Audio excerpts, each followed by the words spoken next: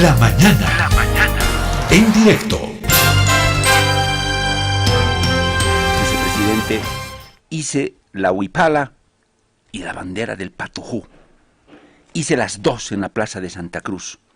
Y esa es la mejor señal que vamos a dar de reconciliación, de tolerancia, de acercamiento, de muestra de diálogo. Hágalo, vicepresidente, y va a ver el resultado. Qué pena, no hubo alguien que le dijera eso. Y si lo hacía, ¿qué hubiera ocurrido? Le voy a trasladar la pregunta a este joven activista cívico de Santa Cruz, defensor de los derechos humanos. Él señala que tiene ese perfil, Rafael Hurtado, que ayer sorprendió en la Plaza Murillo a todos, lo sorprendió a todos, a los policías, la guardia y todos, y intentó izar la bandera del Patujú ahí en uno de los mástiles, de los varios que tiene la Plaza Murillo. Una acción, yo creo, legítima. Que sea mala, que haya que censurarla, yo no lo creo. Es un boliviano más, como todos nosotros, y con todos sus derechos completos. La bandera del Patujú cuenta tanto como otras banderas que identifica una región del país que se ha ganado cariño de mucha gente y que la defienden. También eso hay que respetarlo, pero claro que sí. ¿Por qué tu bandera puede valer más que la mía? O la mía más que la tuya. La mía tiene que estar encima de la tuya. La tuya tiene que estar abajo de la mía. ¿Cómo es eso? En lo que sí yo quedo claro es que hay una rojo, amarillo y verde que creo esa es la gran bandera que nos cubre a todos. Con nuestras diferencias que podemos arreglarlas, en fin, pero ahí estamos. Y este joven de Santa Cruz, Rafael Hurtado, intentó izar ayer como una respuesta tal vez a lo que quiso o lo que hizo David Choquehuanca en la plaza de Santa Cruz. Al final los policías se acercaron y le dijeron, no, que no se puede, que usted tiene que tener autorización de la casa militar y en fin. Y este joven Rafael se retiró tranquilo, tampoco esto pasó a mayores, ni se convirtió en un escándalo ni nada. Él está en contacto con nosotros en este momento, Rafael Hurtado, a quien voy a saludar. Rafael, ¿cómo estás? Un gusto saludarte, bienvenido. Me alegra que hubieras aceptado conversar con nosotros. Un gusto tenerte, Rafael. Rafael, ¿cómo estás? Bienvenido. No sé si me escuchas. Te saludo, un gusto tenerte acá. Gracias por haber aceptado estar con nosotros, Rafael. Bienvenido. Muy buen día, ¿cómo está? ¿Me escuchan? Sí, ahora sí te escucho muy bien, Rafael. Muy bien, perfecto. Sí, yo la verdad completamente de acuerdo con usted, ¿no? Precisamente yo creo que ningún símbolo es superior a otro, ninguna bandera es superior a otra, ¿no? Y ninguna se debe imponer. Concuerdo con usted cuando dice que el vicepresidente de nuestra república, el vicepresidente de todos los bolivianos, le faltó un poco más de asesoramiento, ¿no? En ese aspecto, ¿no? Más yo creo que tanto la huipala como la bandera de Patujú merecen ser reconocidas y todos los pueblos, las 36 naciones de nuestro país merecen ser representadas, ¿no? Muy bien, Rafael. Lo que yo preguntaba al comenzar esta introducción, Rafael, ¿tú crees que nuestro país se va a dividir? ¿Que un día Santa Cruz tome su camino y se vaya por otra senda, se quede el país? ¿Tú crees que como ciudadanos, los que están en este momento en las calles de Santa Cruz, de La Paz, de Oruro, de Potosí, de Achacachi, que están haciendo sus cosas, están trabajando, están vendiendo, están en el transporte público, en fin, ¿tú crees que nosotros, los que somos esos ciudadanos, estamos tan divididos, odiamos tanto al Camba, el Camba odia tanto al Colla del Occidente? ¿Qué sientes, Rafael? Esa es una muy interesante y amplia pregunta, digna de un análisis súper amplio, ¿no? Explorando distintos puntos de vista. Antes de comenzar, la imagen de verdad no da porque miren cómo está mi cara ahí, da chiste. Bueno, siguiendo. Yo creo, mi profesor de Derecho Autonómico en la Facultad de Derecho me decía precisamente que los estados unitarios que tienen distintas culturas siempre son así de inestables, ¿no? Porque no hay representatividad precisamente. Eh, las autonomías no son un intento por dividir al país. Las autonomías más bien es un intento por evitar la división del país, otorgándole libertad a cada región y autodeterminación, ¿no? Yo creo que como va el país ahora, y si nuestros gobernantes siguen pensando en política y en colores y en agredir y en hacer show y persecuciones, pues es muy probable que finalmente terminen dividiéndonos. Pero yo creo que los ciudadanos no sentimos ese mismo odio, esa misma necesidad de conflicto que sienten nuestros gobernantes. Yo creo que los bolivianos nos queremos entre nosotros. Yo tengo muchísimos amigos paceños que son muy buenas personas. Podemos pensar diferentes, podemos tener diferentes culturas, pero como bolivianos nos tenemos esa estima. Pero los gobernantes, si no tienen suficiente sabiduría, puede que terminen forzando esa división, ¿no? Pero en otro escenario, yo creo que si abrimos la Constitución y nos constituimos en un Estado federal solidario, se puede hacer un modelo de Estado mucho más eficiente, ¿no? En donde sí no haya necesidad de estar como en una bolsa, dos gatos peleándose todo el tiempo, ¿no? Claro, Rafael. Y en esto de el Estado-nación o nación-Estado, qué pena que no hubiéramos tenido líderes ni presidentes, Rafael, que hubieran podido completar este círculo Estado-nación. ¿Por qué te digo esto? Porque al interior de Bolivia de pronto habemos varias culturas o naciones, como se ha dicho. Están los aymaras, los guaraníes, los ayoreos, estas culturas de tierras bajas, en fin.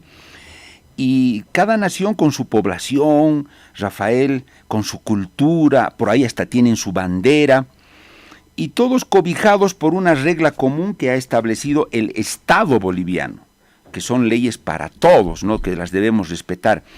Pero de pronto el aymara o el guaraní no se ve reflejado en ese Estado y en esas reglas, porque él dice, yo de esas reglas ahí no veo nada mío, pero tampoco veo que esas reglas hagan algo por mí o yo tenga algún beneficio. Sí, los veo a los otros, no a los citadinos, con sus cuestiones, los parlamentarios, los ministros, pero a mí de eso no me llega nada. Yo tengo mi cultura, tengo mi justicia, tengo todo y soy feliz, soy una nación.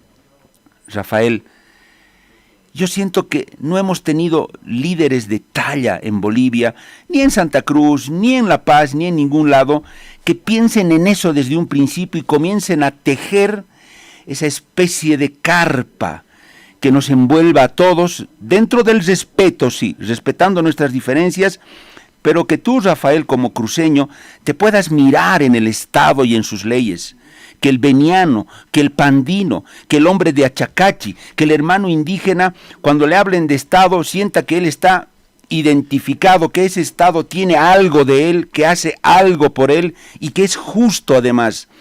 Yo siento, Rafael, que no hemos tenido, puedo estar equivocado, Rafael, los historiadores probablemente muchos de ellos me retrucarán, pero no sé, yo como periodista veo eso, viendo la realidad de mi país, como periodista analizo la historia y veo resultados nada más, Rafael, y por eso digo que no hemos tenido líderes ni en uno ni en otro lado que nos tejan así como bolivianos, que nos aproximen.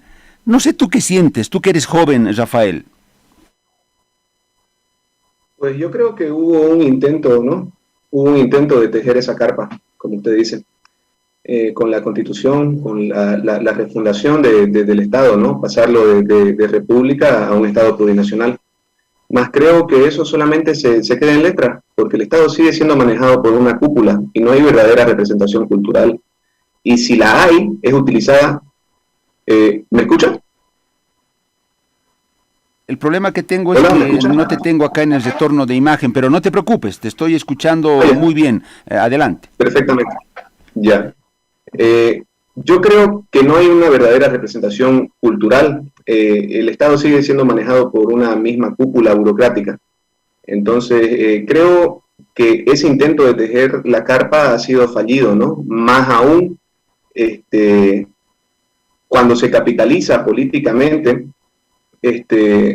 símbolos que son autóctonos de los indígenas, ¿no? Como la huipala.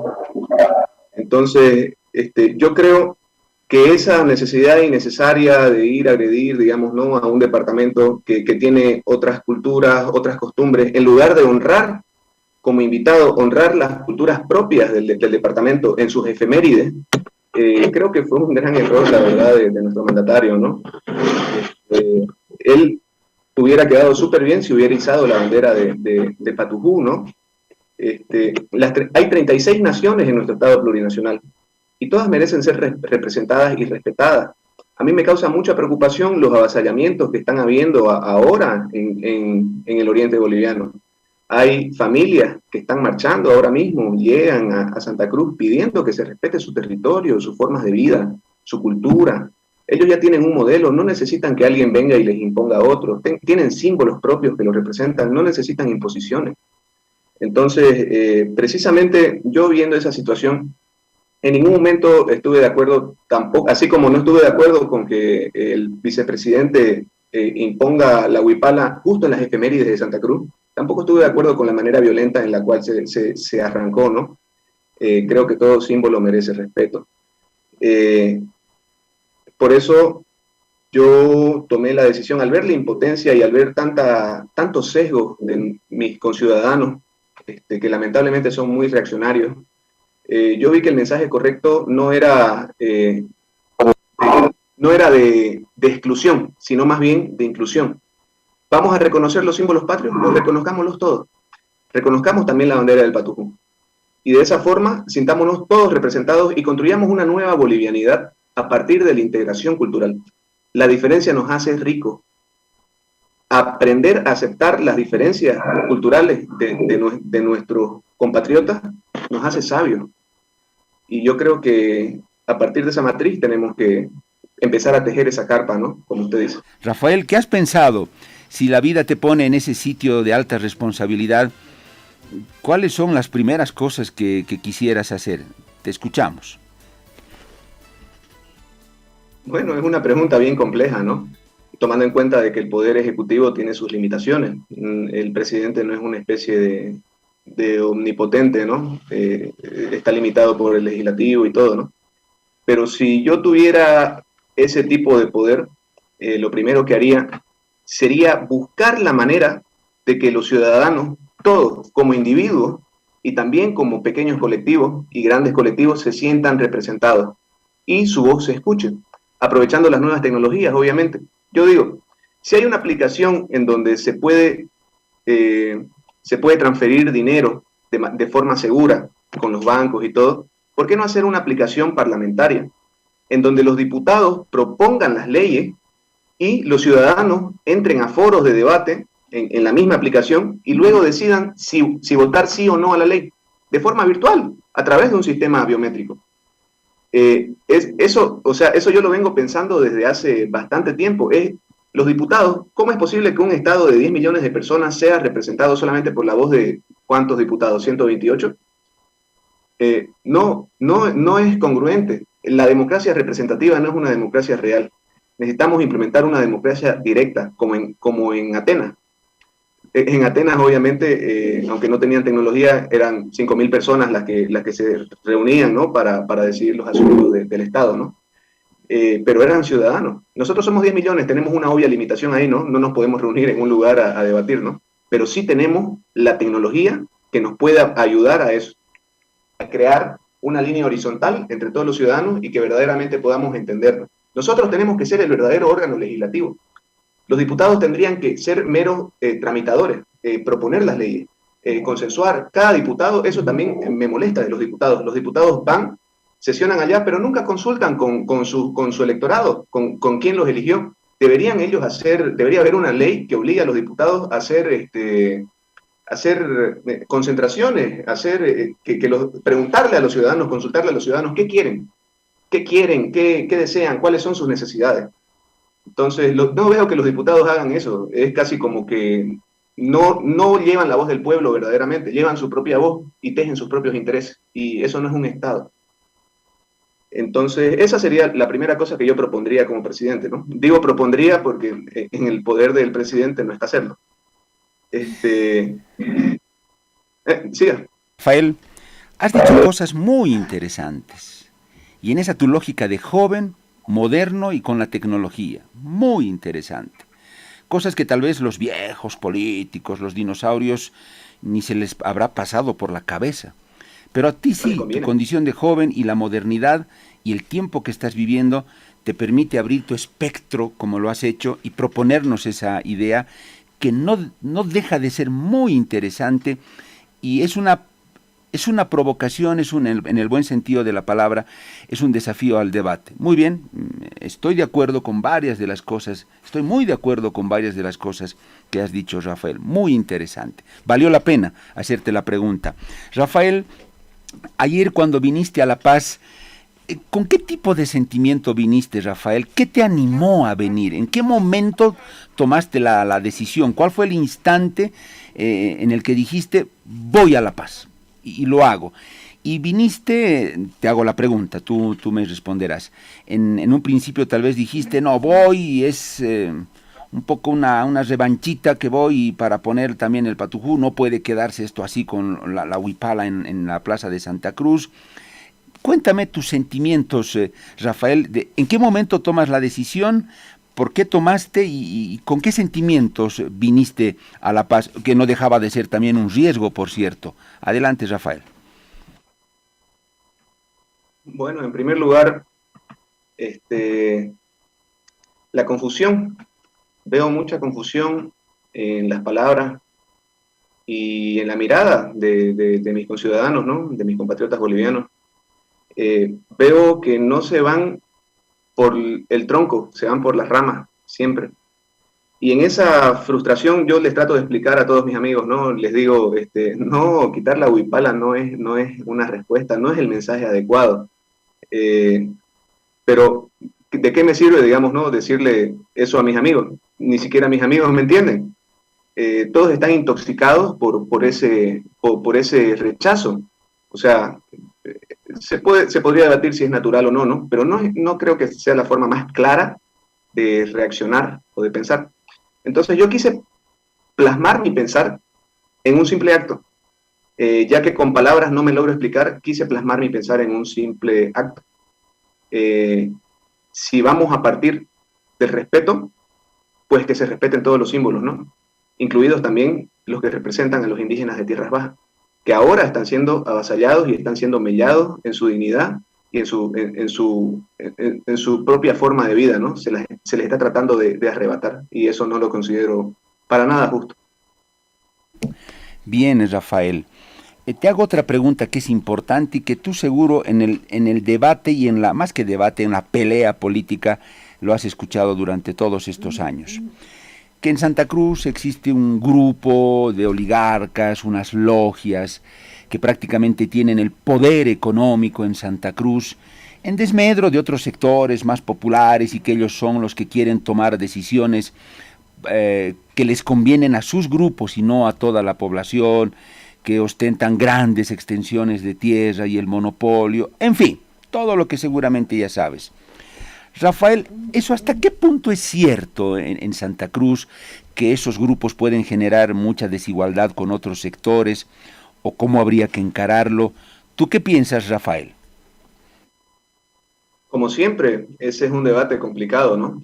La realidad es más compleja que una simple premisa, ¿no? Yo, por ejemplo, antes cuando escuchaba el discurso de izquierda sobre la oligarquía, todo, digamos, ¿no? Yo me veía a mí mismo y decía, caramba, yo no soy oligarca, digamos, ¿no? No tengo ni siquiera ropa de marca ni nada, sin embargo, pienso de esta manera. Ahí me di cuenta de que la generalización es mala, es un método incorrecto de proceder. No se puede decir que todos los cruceños somos oligarcas. Ahora, si existen o no existen, claro que existen las oligarquías. Y claro que nos oprimen, no solamente a los grupos más vulnerables, también a los ciudadanos promedio, a los cruceños. Ellos toman decisiones por su poder económico que tienen y lo manejan herméticamente. Las oligarquías existen aquí en Santa Cruz. Y creo que es algo al igual que existen en La Paz, hay oligarquías también en La Paz. Rafael, estabas en la parte en la que decías, sí, evidentemente hay oligarcas en Santa Cruz, pero también los hay en el occidente del país, en La Paz. Ahí te quedaste. Dale, Rafael, continúa. Exactamente. Como le digo, ¿no? Qué pena que se haya cortado la señal porque estaba en lo mejor, ¿no? Es un análisis bastante amplio, la verdad. No es tan simple como decir oligarcas tienen la culpa, digamos, ¿no? De tales y tales y tales cosas, como ciertos discursos saben decirlo, ¿no? Pero sí, las oligarquías de alguna forma impiden que la voz de los ciudadanos sea verdaderamente escuchada. Son muy herméticos. Creo que la palabra correcta ahí, la palabra clave es el hermetismo. Eso es el gran error de las oligarquías, ¿no? Porque toman decisiones a puertas cerradas, se reúnen y eligen, digamos, por decir quién va a ser candidato, quién no, ponen a dedo el famoso dedazo. Lo mismo que pasa en el MAS, lo mismo pasa en los partidos de derecha, ¿no? Entonces, ahí no hay una verdadera representación ciudadana. Los que llegan al poder, o sea, el sistema estructuralmente está mal porque los que tienen la oportunidad de llegar al poder no es ningún ciudadano ni nada, es el que tiene contactos, es el que se gana el favor del oligarca de su pueblo. En mi pueblo hay oligarquías organizadas, en Santa Cruz hay oligarquías organizadas, en La Paz hay oligarquías organizadas. Entonces yo creo que la mejor forma de romper eso no tiene una solución simple. Yo creo que la mejor forma es la educación de la ciudadanía.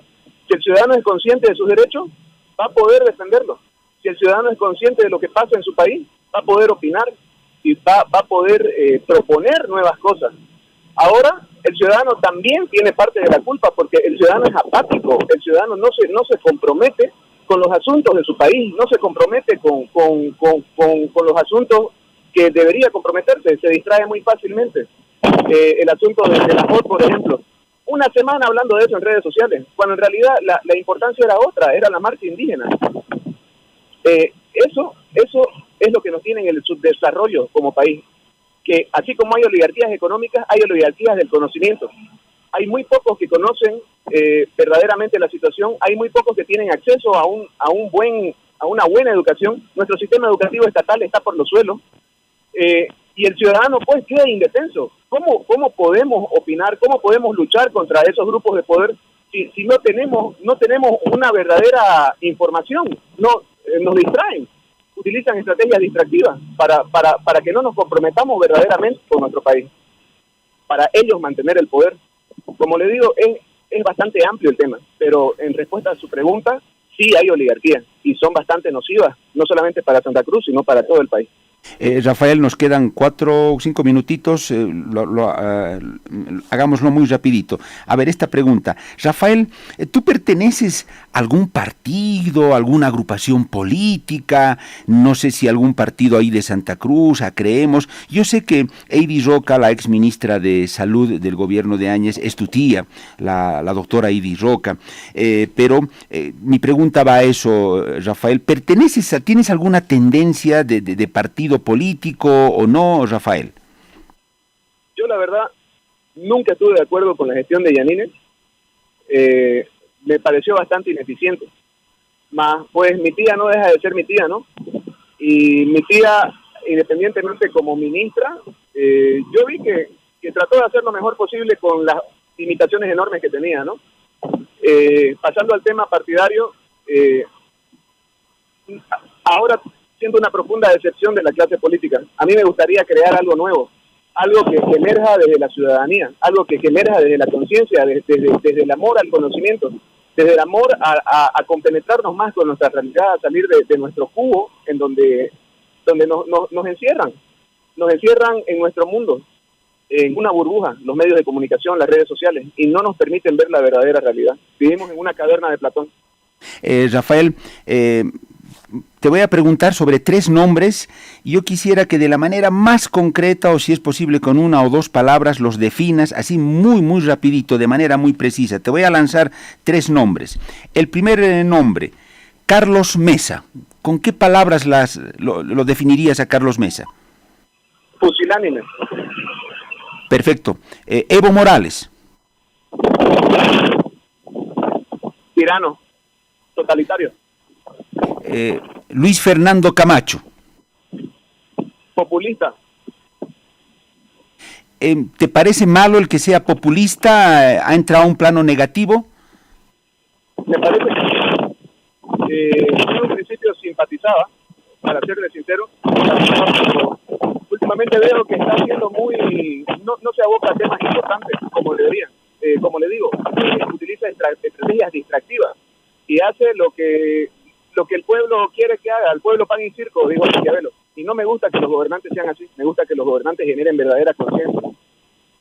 Rafael, fue muy interesante hablar contigo. Y la verdad que podríamos estar hablando 1 o 2 horas más, estoy seguro. Ojalá que tengamos la oportunidad, Rafael, en otra ocasión de volver a hablar, porque a los bolivianos nos hace falta esto, Rafael, escucharnos, conocernos y hablar. Ha sido un gusto y que sea hasta cualquier momento. Ya, muchísimas gracias, igualmente. Rafael Hurtado, este joven cruceño que llegó hasta la Plaza Murillo ayer y quiso izar la bandera del Patujú en la Plaza Murillo. No fue posible, pero lo hizo, lo intentó. No pasó a mayores, no se produjo un escándalo, ni agresiones, ni nada. Y nos llamó la atención la actitud de este joven, y por eso lo buscamos y lo entrevistamos hoy. No sé qué dirá usted. Puede ser que algunas de las cosas con las que él dijo usted no esté de acuerdo, está muy bien. Pero a mí me pareció, por lo menos en lo que habló en esta entrevista, me pareció que dijo cosas muy interesantes.